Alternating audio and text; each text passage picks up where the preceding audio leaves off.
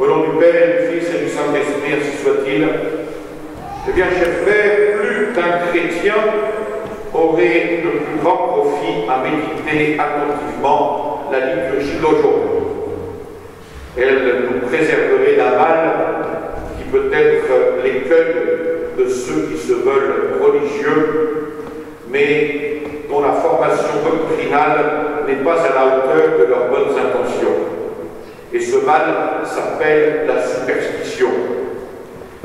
Être superstitieux, c'est vouloir se montrer plus sage que Dieu dans les dispositions générales qu'il a voulues pour l'ensemble des hommes. C'est se prendre pour des sages, selon l'expression de saint Paul dans l'épître d'aujourd'hui. Or, saint Paul nous recommande de ne pas nous prendre pour des sages. La superstition, c'est l'infirmité spirituelle de celui qui sollicite à outrance les signes des passages du Seigneur dans sa vie, au lieu d'accueillir avec prudence, et toujours en se défiant de son propre jugement, ceux par lesquels notre Seigneur peut effectivement lui manifester sa bonté et sa sollicitude.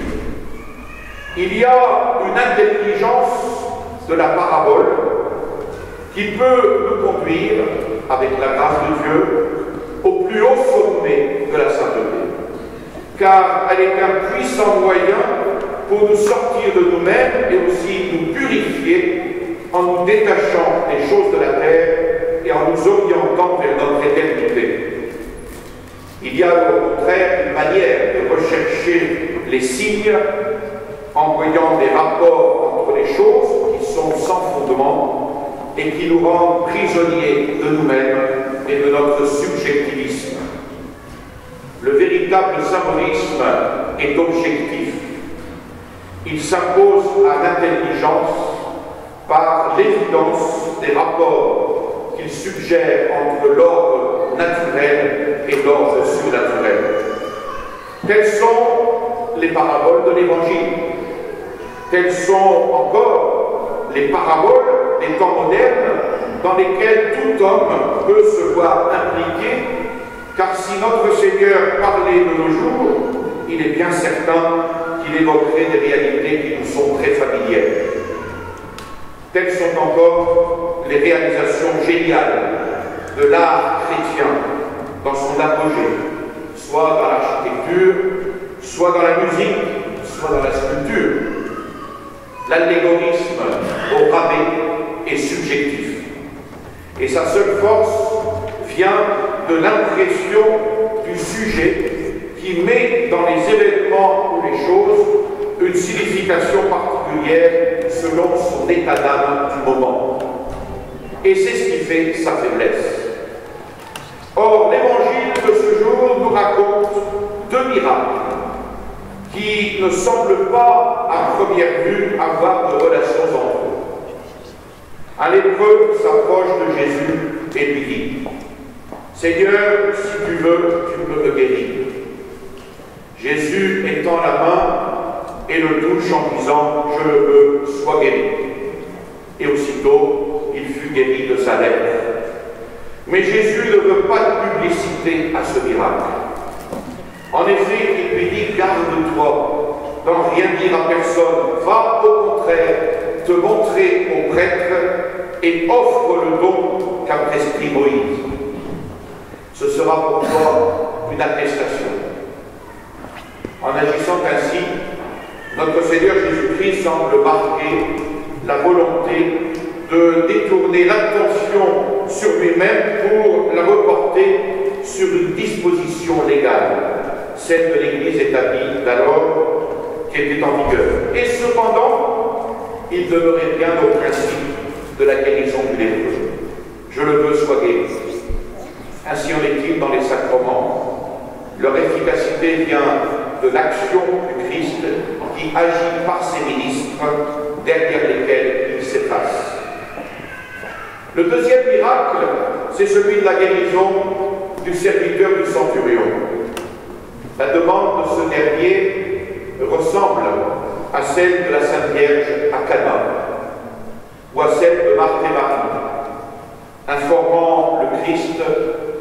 maladie de leur frère Lazare. C'est une prière d'information qui laisse présager de la réponse qu'il fera à Jésus, qui lui dit « Je vais aller le guérir ». Très au courant de la marche ordinaire des choses, dans la vie de tous les jours, il est étonné que le Christ lui fasse une telle proposition. Il a foi en sa puissance, en son autorité. En effet, il sait très bien que lui, pourtant officier subalterne, il n'a pas l'habitude de se déranger pour donner des ordres et pour que ceux-ci soient exécutés.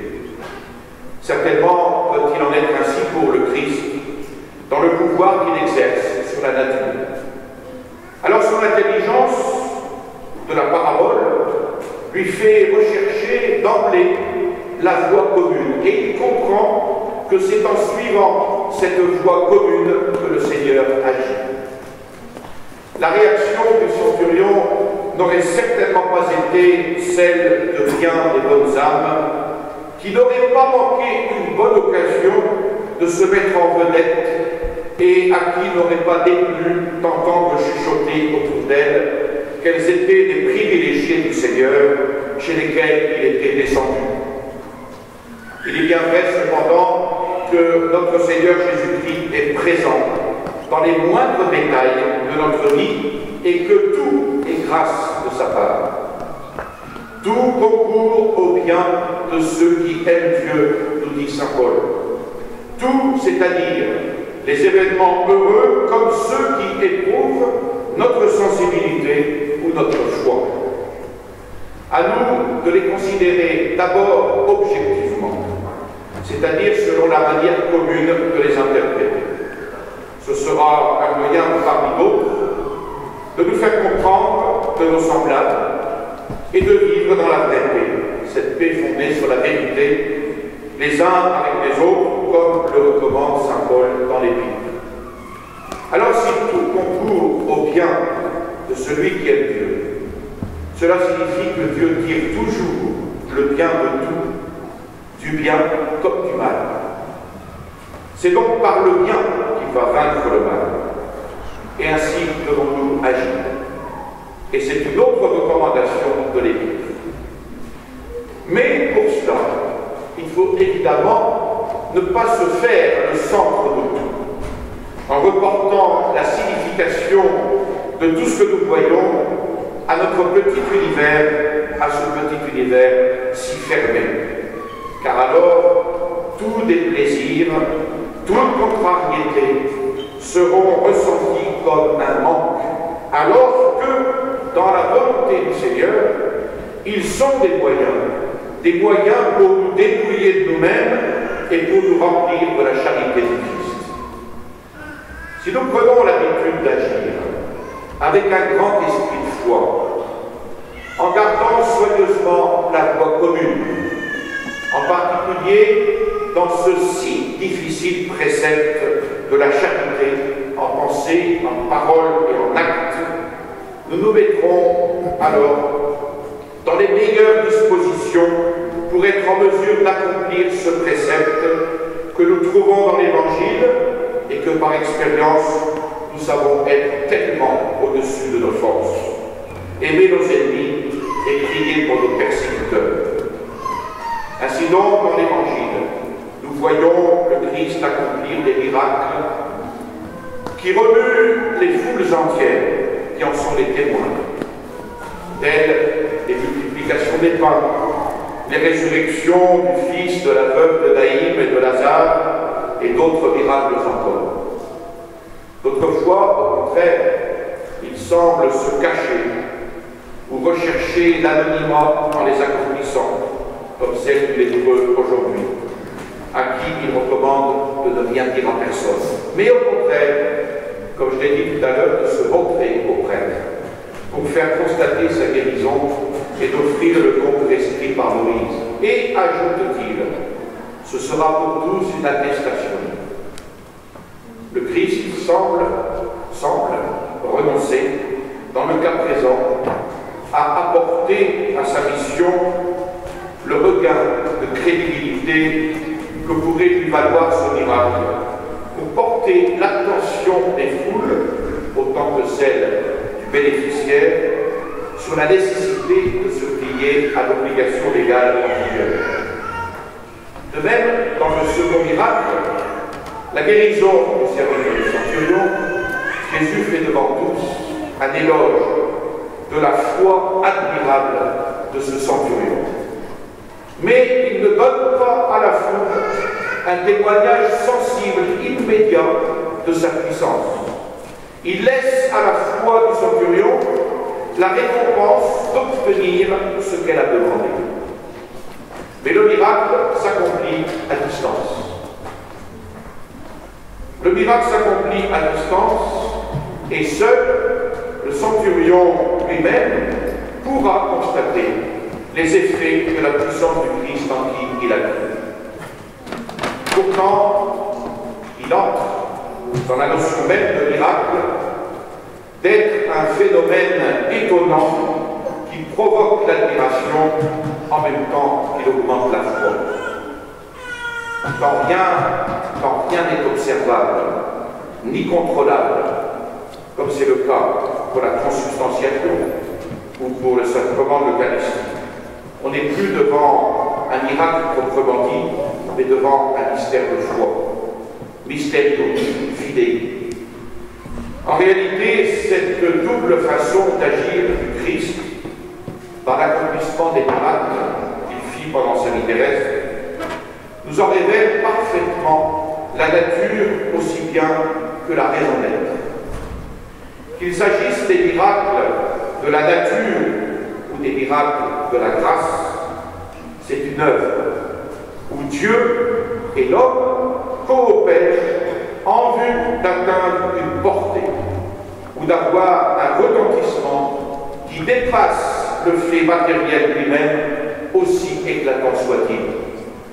N'est-il pas dit dans l'Évangile que dans sa patrie, à Nazareth, Jésus ne put faire aucun miracle à cause de l'incrédulité de ses compatriotes?